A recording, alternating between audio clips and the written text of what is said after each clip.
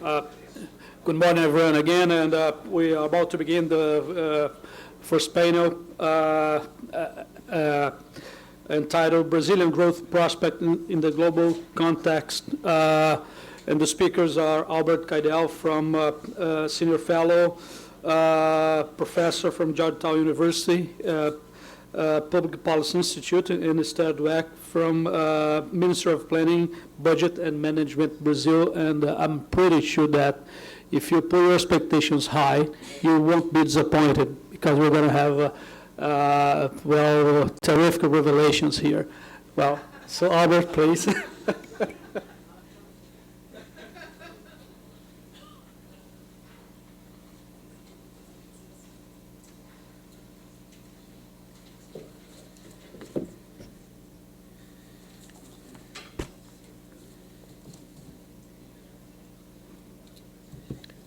Thank you very much, Rogerio, and thanks to the Ford Foundation and the Levy Institute for this wonderful opportunity to present my ideas and conclusions in such a discriminating audience. So I look forward to your disagreements and information for me.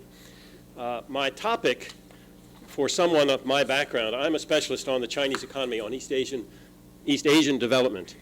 To write about prospects for the Brazilian economy in a global context, I need to describe what I mean by a global context. So let's see if this works. Yeah, what is the global context? And I'm going to do just quickly short-term, medium-term, long-term before moving into what I think is really the most relevant, which is the long-term. We could be asking, okay, what's the Fed going to do? And how is that going to affect capital flight? And what is that going to mean for Brazilian bond markets and for the exchange rate and so forth? That's the short-term sort of global environment, if you will. I'm not very interested in that. I think that is just a wrinkle on what's more important for Brazil. In the medium term, and another aspect of this short term, is China going to grow fast or not? Because then there'll be greater demand for Brazil's resource exports. I'm not very interested in that. For the medium term, and for Brazil, the question is Brazil really going to think that exports are the most important part of its economic strategy? Or is Brazil really going to focus on ways to develop rapid growth in domestic demand? China has focused on domestic demand, and that's been a key to its success. Brazil in the medium term, I'm not optimistic, but it's the key issue. In the long term, the global context for me in Brazil is, can Brazil learn from the Chinese investment and consumption-led, domestic investment and consumption-led growth model? The financial underpinnings of the Chinese success. Can Brazil learn from that? That's the key long-term issue as far as I'm concerned. If not, I think Brazil's economic prospects are poor. They're not good. And I think that's pretty plain. So let me move on a bit to this context issue.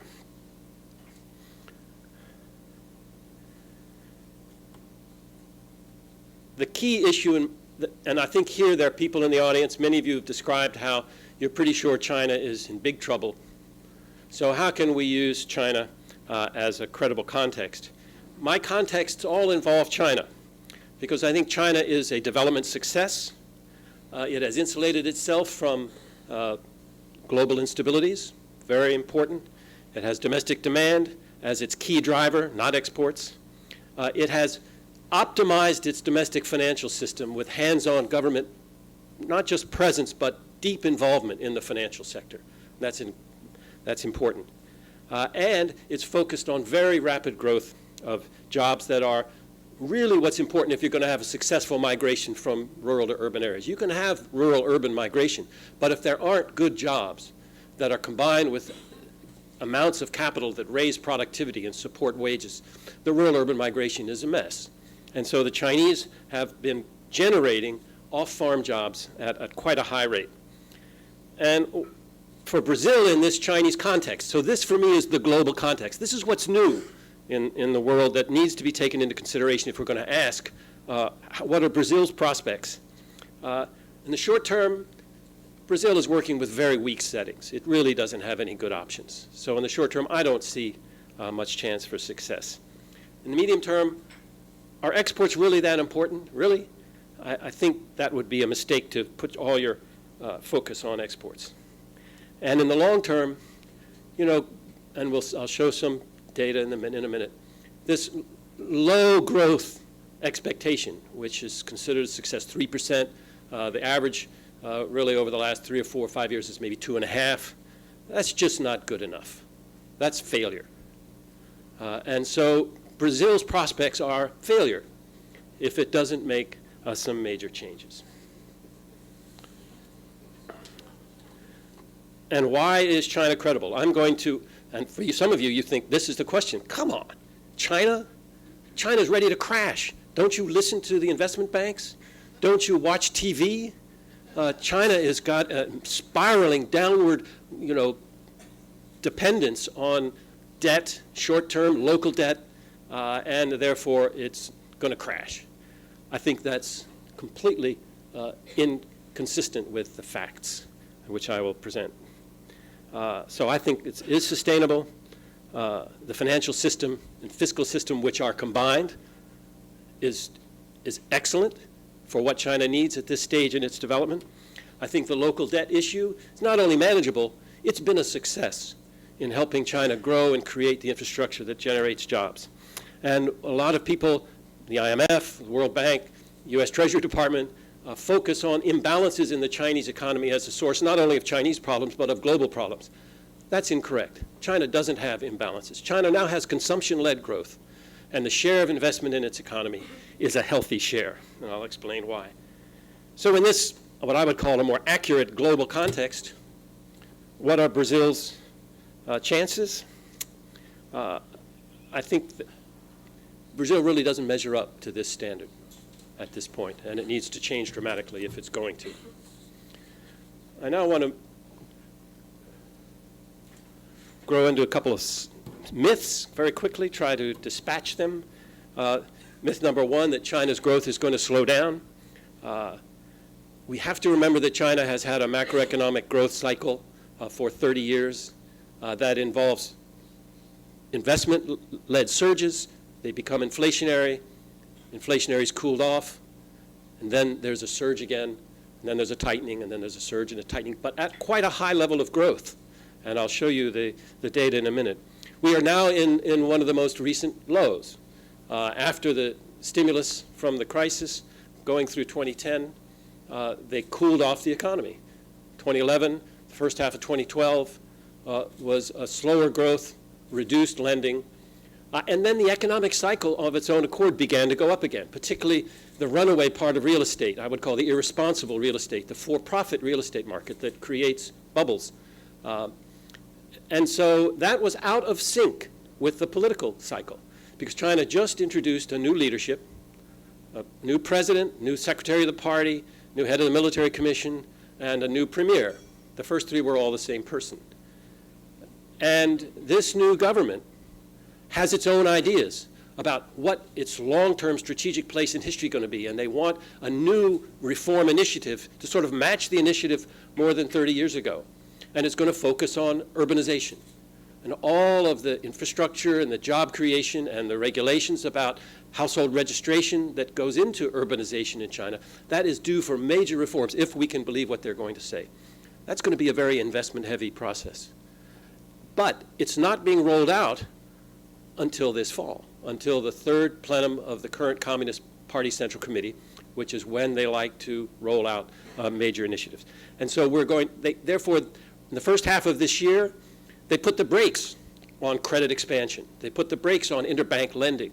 They put the brakes on trust companies and a whole range of wealth management products. It caused certain spikes, certain things, but it was pretty minor. They also have rolled out a campaign about how China doesn't believe in all of the things Western, constitutional government, multi-party democracy. It was a tirade against Westerners, but it made me misty-eyed for the 1980s when they had an anti-spiritual pollution campaign.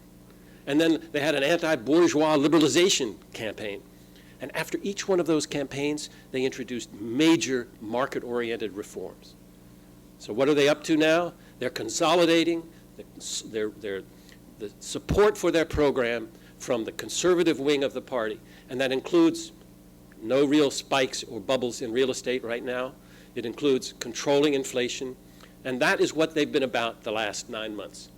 And they're now poised, I think, to succeed in introducing their new program, which will then move growth into the next phase of an upward cycle that will keep them in high single digits, at least in terms of growth. So that, we have to remember that myth number one, China is not headed for a slowdown.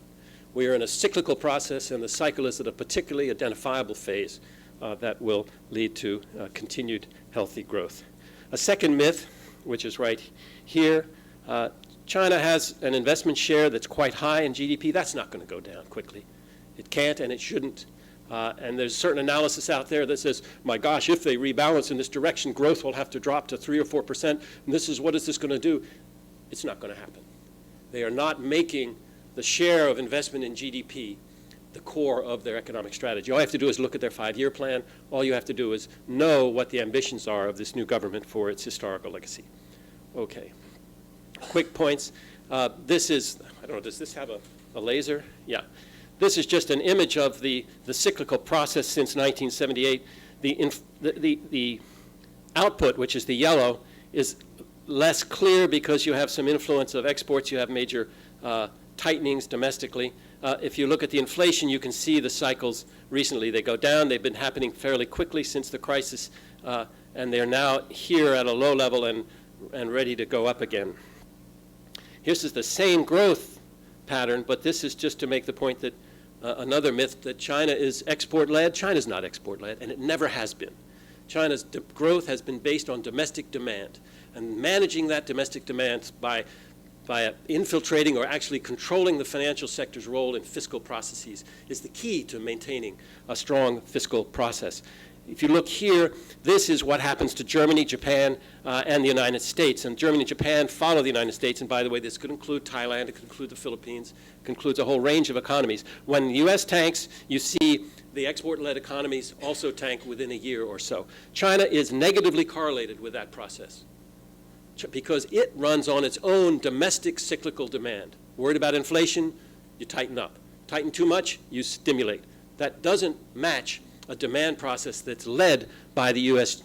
Gross domestic product pattern. So that is that. This is some statistics. If you break up the contribution in GDP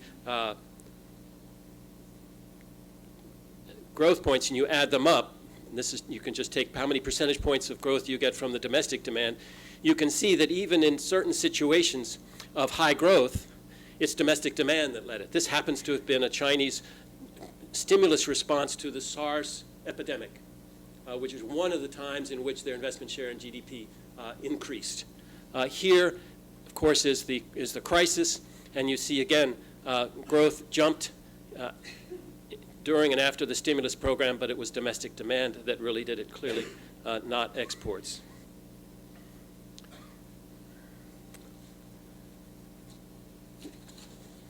The next myth is that China's finance is inefficient. Quite the opposite. China's government is optimizing its financial system by having a strong controlling presence. It's better than pure market-based finance. And by efficient, I mean it provides adequate funding to public projects. If you have a financial fiscal system that underfunds public needs, I don't care how efficient your for-profit banking system is, you have a grossly inefficient financial fiscal system. And the only way to correct it is to have a more responsible, influential presence of government in the depths of your financial system. And that's what the Chinese have, and that's why their financial fiscal system is so efficient, and it's so inefficient in most developing countries in the world.